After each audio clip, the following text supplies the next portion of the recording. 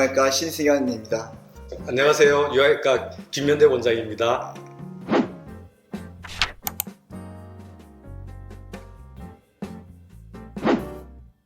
정맥은 일단 폐쇄정맥, 그다음에 근육을 뚫고 지나가는 관통정맥, 그다음에 안에 깊숙이 있는 심부정맥이 있습니다. 그 동맥은 심장에 이렇게 펌핑을 해서 피를 내보내지만 정맥은 그런 동력이 없기 때문에 피가 심장 쪽으로 올라갈 때 역류되지 말라고 그 밸브가 있어요. 그래서 그 밸브가 만약에 망가지면 사람이 서 있거나 그러면 중력 방향으로 피가 역류가 돼서 생기는 게 하지정맥입니다. 판막의 기능 이상으로 피가 심장으로 올라가야 되는데 그게 다리로 다시 역류하는 그 현상을 정확하게는 하지정맥류라고 그러고, 사실 넓은 범위에서 보면은 만성 정맥 부전증 중에 하나라고 알고 계시고 있습니다. 판막 손상이 일어나는 원인이 뭐가 있을까요?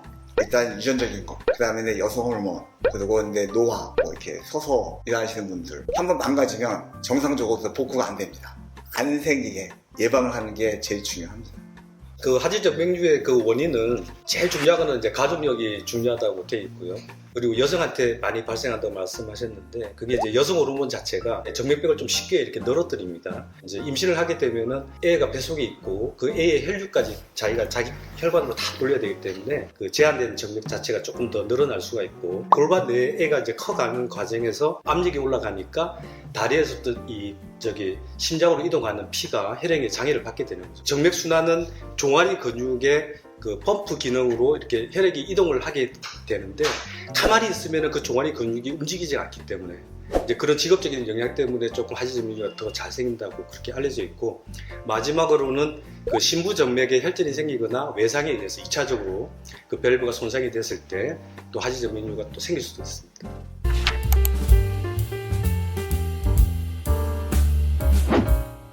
하지정맥류 단계는 모세 혈관 확장증 같은 거, 보기 싫은 혈관 있잖아요. 그게 1도고 울퉁불퉁 튀어나온 거를 2도라고 해요. 그리고 3도는 부종이 생긴 경우, 4도는 피부에 경화증이나 색깔 변화한 게 4도고, 5도는 너무 더 진행이 돼서 궤양이 생겨서 치유가 되는 궤양이 생기거나, 그다음에 6도는 이제 현 상태에서 궤양이 있는 경우를 6도라고 말을 합니다. 실제 이게 하지정맥류의 단계라기보다는 정맥 질환의 임상적 단계로 보는 게 사실은 조금 더 정확한 말이에요. 하지정맥 환자가 왔을 때 이제 그걸 준해서 조금 참고해서 이제 치료하는 데 이제 가이드가 되는 거죠. 그런 단계. 보통 환자분들은 어느 정도일 때 많이 오시나요? 제일 중요한 게 육안적으로 보이는 거잖아요. 그러니까 아까 말씀드렸는데 2단계 때 제일 많이 오시고, 그 증상으로 따지면 쥐가 나요, 무거워요. 그래서 오는 경우가 어떻게 보면 제일 많습니다. 일단 보여야죠. 안 보이는데 찾아오진 않죠. 요즘 분들은 여러 가지 정보에 능하시니까 하지정맥류가 아닌가 하고, 눈에 안 보여도 찾아오신 분들도 많이 계시죠.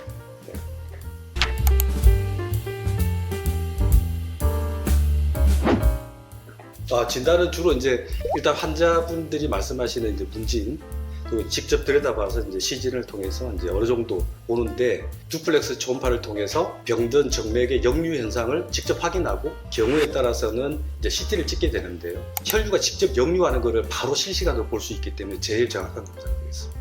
환자분들 중에서 가서 뭔가 긴가민가 싶은데 괜히 갔다가 수술 바로 막 하라고 할까봐 울퉁불퉁 튀어나오고 증상이 있다 하더라도 그게 갑자기 그냥 확 나빠져서 궤양이 생기거나 그런 게 아니기 때문에 무조건 수술 먼저 권하지는 않습니다. 저희가 볼 때 문진하고 시진하고 증상만 있으면 그냥 약물 치료를 먼저 권유하고, 그래도 증상이 호전이 없다, 그때 나중에 오셔서 초음파해도 늦지 않습니다, 이렇게 환자분한테 권유하는 경우도 되게 많습니다. 지금 당장은 아니다 하더라도 나중에는 경험 필요하시겠지만, 지금은 조금 유예해도 되는 분들이 계시거든요. 어떻게 보면은 외형적인 변형이 없다 하더라도 일을 못할 정도로 너무 그것 때문에 힘들어한다 그러면 이제 권유를 할 수 있는데, 그렇다 하더라도 바로 권유를 하지 않고 약을 먼저 드려보고 압박 스타킹도 한번 시켜보고. 전 언제까지 먹어야 돼요? 1년을 먹었는데 좋긴 한데 약 안 먹으면 또 계속 불편하고, 그냥 전 수술 좀 했으면 좋겠습니다. 그런 분들은 하는 거죠. 사실 눈에 보이지 않는데 하지정맥류 있습니다 이렇게 하면은 환자분들이 먼저 이렇게 딱 그럼 약부터 먼저 좀 먹어보고요 이렇게 하는 분들도 많이 계세요. 저희가 봐서 울퉁불퉁한데 궤양이 동반돼 있다? 그걸 레벨을 두면 그 궤양이 더 심해지고 자꾸 반복되니까 수술하세요라고요. 이 질환 자체가 양성질환이다 보니까 불편한 사람도 있고 아닌 사람도 있어요. 고전치료도 있고 다 있는데 이제 그런 것들을 다 이렇게 설명하고 이해시키고 하는 게 굉장히 힘든 것 같습니다.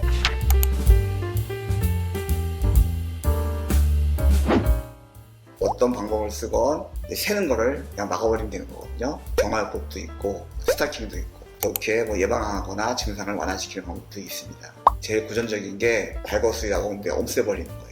폐쇄정맥이 있고 관통정맥, 심부정맥이기 때문에 우리가 망가진 폐쇄정맥을 이렇게 없애버려도 심부정맥으로 피가 다 올라가니까 없어진다고 걱정 안 하셔도 됩니다. 두 번째는 열치료가 있고 비열치료가 있습니다. 뭐 나름대로 다 장단점이 좀 있습니다. 환자가 그냥 상담해서 그 치료 방법을 선택해서 그 치료를 하고 있습니다. 세대별로 구분을 하면 1세대 치료가 있고 2세대 치료가 있고 3세대 치료가 있어요. 그럼 1세대 치료에 해당되는 거는 우리가 흔히 알고 있는 약물 치료, 압박 스타킹, 발거술이라고 하는 즉 혈관을 직접 뽑아내는 그 치료 방법이 1세대. 그 2세대가 이제 개념이 열적 치료, 열로 태워서 막는 그 방법으로 이제 발전을 하게 되는데 레이저 열 폐색술, 고주파 열 폐색술. 3세대라고 하는 게 이제 최근에 이제 이야기되는 게 비열 치료라고 그래서 열적 손상에 따른 여러 가지 뭐 피부 화상이나 신경 손상이나 뭐 이런 것들을 좀 줄여주고 마취도 필요 없게끔 하는 그런 이제 치료가 이 3세대 치료가 됩니다. 발거술 같은 경우는 상처가 좀 생겨요. 통증도 생겨가지고 일상적인 복귀가 좀 늦긴 하지만 비용적인 면에서는 훨씬 더 유리한 점이 있고요. 열치료의 장점은 상처가 덜 생기고 일상적인 복귀가, 생활 복귀가 빠른데 열치료를 너무 세게 하다 보면 신경 손상을 받을 수 있어가지고 좀 조심을 해야 됩니다. 비열치료는 엄청 비싸요. 그 사람 그 경우에 따라서 뭐 나이에 따라서 그분한테 맞는 치료를 해야 됩니다. 네. 하지정맥류랑 이코노미 증후군이랑 굳이 비교하면 하지정맥류는 보통 표지정맥에 보통 생기는 질환이고 이코노믹 증후군은 심부정맥에 혈전이 생겨가지고 거기 가만히 앉아있다 보니까 피가 정체되어 있다 보니까 거기에 혈전이 생겨가지고 쭉 올라가다가 이 폐에 조그만 혈관 가서 막히는 거니까 아주 위험해요. 하지정맥류랑은 완전 다른 병이에요. 이코노믹 증후군. 또 치료도 하지정맥처럼 치료하는 게 아니라 그거는 빨리 큰 병원 가야 돼요. 생명이 위험할 수 있는 병이에요. 정맥의 심장이 종아리 근육이니까 이 근육이 움직이면 그런 일이 안 생겨요. 장시간 오래 앉아서 근무하는 사람들 피떡이 여기 있다가 떨어져 나가면 어디로 가냐면 하대정맥을 타고 와서 심장으로 가요. 이제 폐로 들어가지. 참 죄송해요. 죄송합니다. 아닙니다. 원래 좀 무식했는데 아닙니다. 조금 더 무식함이.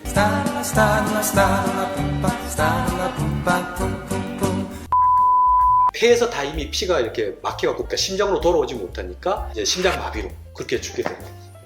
비행기 왜 타고 오랫동안 앉아있는 사람들은 저도 가끔 이렇게 그나마 제일 편하게 예방할 수 있는 방법 중에 하나일 겁니다. 하지불안 증후군 있잖아요. 하지정맥류랑 어떤 차이가 있어요? 글쎄 이것도 병이 좀 틀린 병입니다. 수면장애예요. 쉽게 말하면 도파민이 부족해가지고 생기는 병인데 가만히 있을 때 증상이 더 생기고 더 심해지고. 빈혈 있는 사람도 잘 생겨요.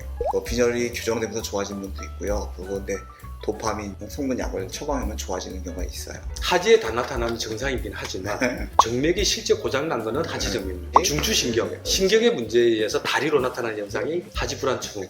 와서 이렇게 증상을 자세하게 원장님한테 말씀드리면 어떤 질환인지 그래도 웬만큼 판단을 해주실 수 있는. 이게 하지정맥류인지 아닌지 좀 헷갈리는 경우가 있거든요. 이제 그런 경우는 일단 초음파 검사는 해서 하지정맥류가 아니라는 걸 완전히 배제를 시켜놓고 우리가 그 하지불안 증후군은 4가지가 다 맞아야 되거든요. 자꾸 움직이고 싶은 생각이 들어야 되고 다리가 그 증상이 가만히 있을 때 생기고 자기 전에 생겨야 되고 움직이면 바로 좋아지고 밤에만 생겨요. 그 4가지를 다 충족해야 하지불안 증후군이거든요. 그 전에 하지정맥류인지 아닌지는 초음파 검사를 기본적으로 해봐요.